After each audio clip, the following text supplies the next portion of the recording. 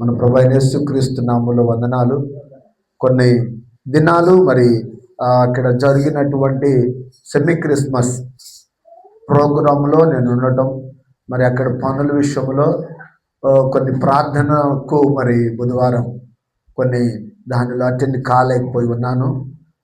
రాత్రి దాదాపుగా మరి 3:30 ఇంటికి వెళ్ళి 4 అయింది ఇంటికి వెళ్ళాలకి. మళ్ళా ఈ టయాలు మళ్ళీ మార్చటం కాదు, ఇదే టైంలో గంట బిఫోర్గా బిడ్డలు ఉంటారు, తర్వాత వెళ్దామని ఇలాగ రెడీ చేస్తే రావడం జరిగింది. మనందరి ప్రార్థనలను దేవుడు ఆలకించాడు. దేవునికి స్తోత్ర. ఆయన నామమునకే మహిమ కలుగును గాక. ఆయనే హెచ్చించబడాలి, మనము తగ్గించబడాలి. ఆయనే ఘనపరచబడాలి, మనము మరుగవ్వాలి. ఆయన నిరంతరము ఉన్న దేవుడు, మనము కొంతకాలమే కనబడేటువంటి వాళ్ళము. దేవుడే మన జీవితాలలో సమృద్ధైన సమాధానములిచ్చునుగాక. మంచిది. మరి ప్రభు తన కృప చేత పేరు పేరున మీ అందరికీ వందనాలు తెలియపరుస్తూ ఉన్నాను. మరి ఒక చిన్న సందేశాన్ని మనము ధ్యానం చేసుకొని ముందుకు వెళ్ళిపోదాం.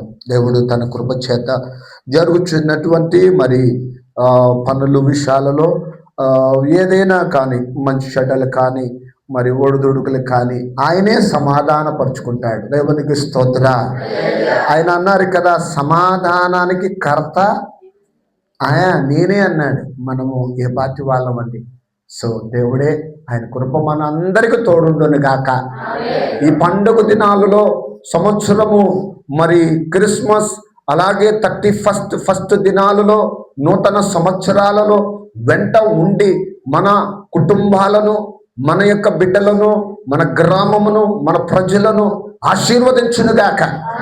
అంటే దేవుడే అన్నిటికీ. ఒక చిన్న వాక్య సందేశం 131 ఈ కీర్తన భాగములో ఈరోజు ఆరాధన కీర్తనగా మనము మరి మీరు చదివిన ఈ భాగమును యాత్రా కీర్తన దావీదు నది. ఒక్కొక్కసారి యాత్రా కీర్తన అన్నాడు. ఈ 131 కీర్తన వచ్చేసరికి ఏమన్నాడంటే దావీదిది అన్నాడు. అంటే ఇక్కడ ఒక ప్రత్యేకమైనటువంటి సందర్భంలో ఇక్కడ వ్రాస్తున్నటువంటి అనుభవం ఉంది. కీర్తన కానిని యొక్క అనుభవాలు, మన అనుభవాలు ఉంటాయి, మన కష్ట సుఖాలు ఉంటాయి, మన కొన్ని ఇబ్బందులు ఉంటాయి. కానీ మరి కీర్తనకారుడుకున్నటువంటి అనుభవం, దేవునిలో ఉన్న అనుభవం చాలా గొప్పది. అది నీకు నాకు అవసరత ఉన్నది. అందుకోసమే మొదటి వాక్యాన్ని మనం చదువుకుంటే, యెహోవా నా హృదయము అహంకారము కలిగినది అహంకారము కలిగినది కాదు, నా కన్నులు మీద చూచినవి కాదు. చూసారా, తన యొక్క హృదయాన్ని చెప్తున్నాడు. దేవుడు పై రూపాన్ని చూస్తాడు, మనుషులు పై రూపాన్ని చూస్తారు, హృదయాన్ని దేవుడు చూస్తాడు. ఆయన మనుషులేమో పై రూపాన్ని చూస్తాడు, కానీ దేవుడేమో ఇన్నర్ లోపలతో చూస్తాడు. ఆ లోపల చూస్తే నా హృదయం నీకు తెలుసు కదయ్యా, నా హృదయాలోచన నీకు తెలుసు కదయ్యా, నా హృదయ విధానం నీకు తెలుసు కదయ్యా అని చెప్పుకుంటా అంటున్నాడు కదా. నాది అహంకారం కలిగింది కాదు. ఎందుకయ్యా అంటే అహంకారం అనేది ఆయనకి ఇష్టమైంది కాదు. కాబట్టి అహంకారం కలిగింది కాదు అని ఇక్కడ చెబుతూ దేవుని దగ్గర నా కన్నులు మీద చూచినవి కాదయ్యా, నా కన్నులు ఇదిగో. మరి ఒకసారి అంత ఉన్న సందర్భంలో ఏమనంటే ఈ కళ్ళు నెతికెక్కిని అని ఒక లోపల ఉదాహరణగా అంటూ ఉంటారు. కానీ ఇక్కడ అంటున్నాడు మీద చూస్తలేదయ్యా, నా కన్నులు నిన్నే చూస్తున్నాయి. దేవునికి స్తోత్ర. ఈ రోజున మన కన్నులు కూడా ఎవరు చూడాలి అంటే యేసయ్యనే చూడాలి. ఆ కన్నుల అవసరము. యజమానుడైన ఆయన మన సృష్టికర్త అయిన దేవుడైన మనం ఈ భూమి మీదకి కొంతకాలము ఉంచడానికి తీసుకొచ్చిన ఆయన కొన్ని మన నుండి ఆయన ఆశిస్తున్నది ఏంటంటే మంచి ఒక పరివర్తన కలిగి ఉండాలని ఆయన కోరుకుంటూ కొంత సమయాన్ని ఇస్తూ ఉన్నాడు, కొంత కాలం ఇస్తున్నాడు, కొన్ని దినాలు ఇస్తూ ఉన్నాడు, కొన్ని సంవత్సరాలు ఇస్తూ ఉన్నాడు. అందుకోసమే అయ్యా నా కన్నులు నిన్నే చూస్తాయి. దేవునికి స్తోత్ర.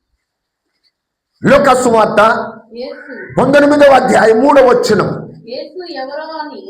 యేసు ఎవరో అని చూడగోరెను కానీ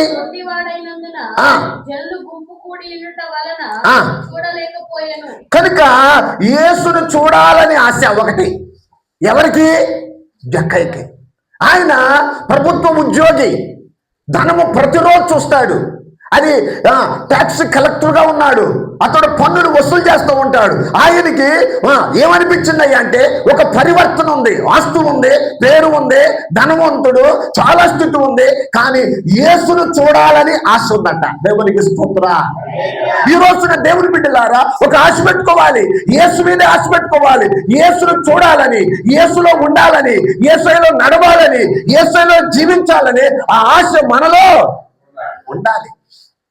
యేసయ్య మీద ఆశ పెట్టుకున్నాడు.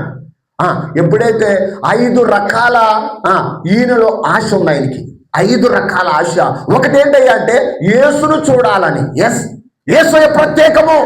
ఆయన అంటాడు కదా, పరమగీతాలు అంటాడు కదా, అయ్యా 10,000లలో కూడా అతి సుందరుడవు. దేవునికి స్తోత్ర. నీవు ధవలవర్ణుడవు, రత్నవర్ణుడవు. నీలో అదిగో ఒకరితో పోల్చలేను, ఫలానా వ్యక్తితో పోల్చలేను. లోకములో సామెత ఉంది, ఒక మనిషి 7 రకాలుగా 7గురుగా ఉంటారని. ఈ ఊర్లో ఒకసారి అంతా ఉంటారు, నీకు లాగానే ఉన్నాడండి, నేనే నిజంగా నిన్ను ఆయన చెప్పలేదండి అంటారు. కానీ యేసయ్యను చూస్తే, యేసయ్యను యేసయ్య ఏ విధముగా నీ కోసం నా కోసం ఈ లోకానికి వచ్చారు. ఈ యేసయ్యను చూస్తే ఆయన ఎవరో తెలుసా? ఆయన ఒక ప్రత్యేకమైనటువంటి ఆయన. దేవునికి స్తోత్ర. యేసయ్య ఎలాగంటే ఎంతో సుందరుడు. ఆయన చూడాలి, ఆయన చూచే కన్నులు మనకు కావాలి. ఆయనను చూడాలి. ఈ యొక్క ఇక్కడ ఉన్నటువంటి జక్కయ్యకి ఆశ ఏంటో తెలుసా? యేసును చూడాలి. దేవునికి స్తోత్ర. ఒక సందర్భంలో అంటూ ఉంటాం, యేసయ్య నాతో కనబడితే, యేసయ్య నాతో వాక్యంతో మాట్లాడితే, యేసయ్య నా కల్లో మాట్లాడితే, యేసయ్య ఏదైనా మాట్లాడితే అని. అన్ని వైపులో ఏదో ఒక రీతిలో మాట్లాడగలిగిన దేవుడు. అదిగో చనిపోయిన తర్వాత 3వ దినమున అదిగో శిష్యులే భయపడి మేడగదిలో ఉంటే, అదిగో ఎమ్మాయి గ్రామంలో 2 మనుషులు, విశ్వాసులు, నమ్మకస్తులు, ప్రార్థనా పరులు, భక్తి పరులు, వారు ఆ ఎమ్మాయి గ్రామం అనే పక్క ఊరు నుండి వచ్చి యేసయ్య సమాధి దగ్గరకు వచ్చి వారు చూస్తే ఖాళీ సమాధి ఉంది అక్కడ. యేసయ్య లేడు. అప్పటికే ఆయన చెప్పినట్లుగా లేచాడు. ఆయన చెప్పినట్లుగా ఆ సమాధిని గెలిచి లేచాడు. ఆయన మృతులో నుండి లేచాడు. ఆయన అదిగో చనిపోయిన వారిలో ప్రథముగా లేచిన వారిలో ఆయన ఒక్కడే. ఎవరికి స్తోత్ర. ఆయన ఎలా లెగుస్తాడో వచ్చి చూచి వెళతా వారట దుఃఖముతో వెళ్ళిపోతున్నారు. యేసయ్య గురించి మాట్లాడకుండా ఆయన చెప్పాడండి, అలాగే లేచాడండి, ఆయన చెప్పాడండి, అలాగే చేశాడండి, ఆయన కొరడా దెబ్బలు తిన్నాడండి, రక్తమంతా కాచాడండి, ఆయన దెబ్బలు తిన్నాడండి, నీకోసం నా కోసం ప్రాణం పెట్టాడండి అని చెప్పుకుంటా వెళుతుంటే వారి వెంట నడిచిన ఆయన యేసయ్య. దేవునికి స్తోత్ర. వారితో ఉండి ఆ సాయంత్రం వాళ్ళ ఇంటికి వచ్చేదాకా, ఇంటి లోపల దాకా వాళ్ళతోనే ఉన్నాడు. వాళ్ళ ఆశ ఏంటో తెలుసా? యేసయ్యను చూడాలని. ఎప్పుడైతే ఆశ నీలో ఉంటుందో వెంట ఉంటాడో, ఎప్పుడైతే అంటే ఈ లోకమని ఇల్లు కాదు, పరలోకమని ఇల్లు చేర్చే వరకు నిన్ను వదిలిపెట్టాడు. తప్పుడు వర్రవా? ఏ కష్టం వచ్చినా, ఏ నష్టం వచ్చినా, ఏ బాధ కలిగినా, ఏ ఇబ్బంది కలిగినా, ఏ విధమైనటువంటి పరిస్థితులలో ఉన్నా ప్రభువు విడిచిపెట్టే దేవుడు కాదు. ఎవరికి స్తోత్ర. ఎవరైనా విడిచిపెట్టారేమో, అన్నదమ్ములు విడిచిపెట్టారేమో, అక్క చెల్లు విడిచిపెట్టారేమో, బంధువులు విడిచిపెట్టారేమో, నీ వారు విడిచిపెట్టారేమో, నీకున్నటువంటి ప్రాణ స్నేహితులు విడిచిపెట్టారేమో, కానీ ప్రభువు విడిచిపెట్టాడు ఆయన. దేవునికి స్తోత్ర. అందుకోసం ఒకటి, ఆయన్ని చూడాలని ఆశ మనలో ఎప్పుడు ఉండాలి. అప్పుడెప్పుడో కనపడ్డాడయ్యా, ఇప్పుడు నాకు కనపడతలేదంటే సంథింగ్ హ్యాపెన్, ఏదో జరుగుతుంది మనలో. ఆయన అన్నాడు కదా దావీదు భక్తుడు, అయ్యా ప్రతిదినము నీ ముఖ దర్శనం నాకు కావాలయ్యా. దేవునికి స్తోత్ర. ప్రతిదినము ముఖ దర్శనం, నీలో తేజస్సుని చూడాలి. ఆ రోజు అలాగన ఆ యొక్క మరి జక్కయ్య వెళ్ళి యేసుని చూడాలని ఆశ ఒకటి ఉంది. రెండోది ఏంటో తెలుసా? 6వ వచనం, 19:6 లూకా సువార్త. అతడు త్వరగా దిగి రెండోది ఏంటో తెలుసా? ఒకటి చూడాలి, రెండోది చేర్చుకోవాలని ఆశ ఉండాలి మనలో. యేసయ్యని చేర్చుకోవాలి. ఎక్కడ చేర్చుకోవాలి? హృదయంలో చేర్చుకోవాలి. మన హృదయంలో చేర్చుకోవాలి. అంతేంటి కదా, మన హృదయాలట దేవునిలో ఏముండాలంటే ప్రతిష్ఠించుకోండి, ప్రభువుగా ప్రతిష్ఠించుకోండి, ఆయనలో చేర్చుకోవాలి. ఆచారమైన దానిలో, అలవాటైన దానిలో, నామకార్థమైన దానిలో ఉండడానికి వీలు లేదు. దేవుణ్ణి మనము చేర్చుకోవాలి. ఏ పరిస్థితుల్లో చేర్చుకోవాలి. అక్కడ మన పరమగీతాల్లో 3వ అధ్యాయంలో ఆమె అదిగో చేర్చుకున్న తర్వాత వదిలిపెట్టేసింది. ఎప్పుడో తెలుసా? 3వ అధ్యాయం 1వ వచనములో, రాత్రి అనగా ఇదిగో మరి ఆమె కష్ట దినాలలో, రాత్రి అనగా ఆమె యొక్క బాధలలో యేసుని ఏం చేసిందంటే ప్రాణప్రియుని వదిలిపెట్టేసింది. శ్రమ వచ్చినప్పుడు వదిలిపెట్టద్దు, ఇబ్బంది వచ్చినప్పుడు వదిలిపెట్టద్దు, ఇరుకు వచ్చినప్పుడు ఇబ్బంది వచ్చదు వదిలిపెట్టద్దు. ప్రాణాపాయం వచ్చింది, అయినా షడ్రకు మేషకు ఒకటే అన్నారు. రాజు దగ్గర నిలబడి, రాజా మా దేవుడు అగ్నిగుండమును చల్లార్చుటకు ఒకవేళ చనిపోవాలనుకుంటే చనిపోతాం, కానీ ఆయన వదులుకోం. మేము దేవునికి స్తోత్ర. యేసయ్యను మేము వదులుకోం. ఈయన కూడా చేర్చుకున్నా. ఎప్పుడు దా చేర్చుకున్నాడు తెలుసా? జక్కయ్య తన ప్రాణము వదిలే వారికి యేసయ్యలోనే ఉన్నాడు. దేవునికి స్తోత్ర. అమ్మా అయ్యా, మనందరి జీవితాల్లో యేసయ్య మనం వదిలే, భూమి మీద మన ప్రాణం వదిలే వారికి యేసయ్యలోనే ఉండాలి. దేవునికి స్తోత్ర. యేసయ్యను వదిలిపెట్టకూడదు. వదిలిపెట్టే కుటుంబాలు, మన బిడ్డల జీవితాలు తారుమారైపోతాయి. అన్ని పరిస్థితులు మారిపోతాయి. ఏదైనా పరిస్థితులు మారిపోతున్నాయి అంటే వదిలిపెట్టినట్టే. వదిలిపెట్టకూడదు, ప్రభువుని వెంటుండాలి. 3వది తెలుసా? త్వరగా వెళ్ళిపోతాను, అందుకోసమే 8వ వచనం చదువుతాం. జక్కయ్య నిలబడి, ఇదిగో ప్రభువా అంటే యేసయ్యకి ఏంటంటే ఆశ ఏంటో తెలుసా? సగము బీదలకి ఇవ్వాలని ఆశ. సగము దేవుని యొక్క ప్రజలు బీదలు ఉన్నారు. ఎందుకో తెలుసు? వాక్యం అంది, బీదలను కటాక్షించువాడు, బీదలను కటాక్షించువాడు యెహోవాకు అప్పిచ్చేవాడు. అప్పిచ్చేవాళ్ళు ఉన్నారా? మనకి మన యొక్క రాష్ట్రానికి అప్పు కావాలంటే ఎక్కడికి వెళ్ళాలి? రాష్ట్రానికి. అక్కడ కేంద్రానికి అప్పు కావాలంటే ప్రపంచ బ్యాంకు, వరల్డ్ బ్యాంకుకి వెళ్ళాలి. ఇట్లాగా అప్పు తెచ్చుకుంటా ఉంటారు, తెచ్చుకుంటా ఉంటారు, కట్టేసుకుంటా ఉంటారు. కానీ దేవునికి అప్పించే వాళ్ళు ఏ మనుషుడు, ఏ ప్రధాని ఈ లోకంలో ఏ ధనవంతుడు లేడు. ఎవరయ్యా అంటే అంటాడు, తన యొక్క ఆస్తుల బీదలకి ఇచ్చాలని ఆశానికి. దేవునికి స్తోత్ర. ఖర్చు అయిపోవాలి అంటాడు కదా పాట. అయ్యా ఏమిచ్చావయ్యా? నీకోసం నేనేం చేస్తున్నానయ్యా? నీకోసం నేను ఖర్చు అయిపోతానయ్యా. దేవునికి స్తోత్ర. అదిగో ఆస్తులు సగం ఇచ్చేసాడని ఆశ. 4వది ఏం చేశాడయ్యా అంటే 9వ వచనం చదువుదాం. 9. అందుకు యేసు ఒక సాక్ష్యము పొందాలని ఆశ. ఏ ఆశ అంట? మనలో ఏం ఆశ కావాలంటే అబ్రహాము కుమారుడట. అబ్రహాము ఎక్కడండి? ఆదిలో. ఇక్కడెక్కడండి? కొత్త నిబంధనలు. అబ్రహాము కుమారుడైపోయాడు. దేవునికి స్తోత్ర. ఒక మంచి సాక్ష్యాన్ని పొందుకున్నాలి ఆశ. దేవునిలో కూడా ఒక ఆశ పెట్టుకోవాలి. నా దేవునిలో ఒక సాక్ష్యము, నా దేవునిలో ఒక అదిగో నేను నిలబడాలి, దేవునిలో నేను ఉండాలి అనే ఆశ ఎప్పుడైతే ఉంటుందో దేవుడు నిన్ను చూస్తాడు. ఆ స్త్రీ తనకున్న అదిగో ఆ యొక్క విలువైన అత్తను పగలగొడితే ఆమెను గురించి అన్నాడు, ఈమె శక్తికి మించి పనిచేసింది. దేవుడు ఎంత శక్తి కలిగి ఉన్నావో ఆయన దాన్ని చూసి ప్రతిఫలం ఇవ్వగలిగిన. ఇక్కడ ఆస్తులు సగం అంట. 5వది ఏమన్నాడో తెలుసా? 5వది 9వ వచనం. ఎందుకనగా నా 5వది ఏంటో తెలుసా? ఏ ఆశ ఉందో తెలుసా? రక్షింపబడాలని ఆశ. దేవునికి స్తోత్ర. మనలో కూడా రక్షించబడాలని ఆశ. నా కుటుంబం అంతా, నా పిల్లలంతా, నేనంతా రక్షణలో ఉండాలి. రక్షణ పొందుకున్న వాళ్ళు బలముగా ముందుకు సాగాలని ఆశ అవసరం. ఇది పరివర్తన. ఈ కీర్తనలో చెప్తున్నాడు, ఆశ పెట్టుకున్నానయ్యా.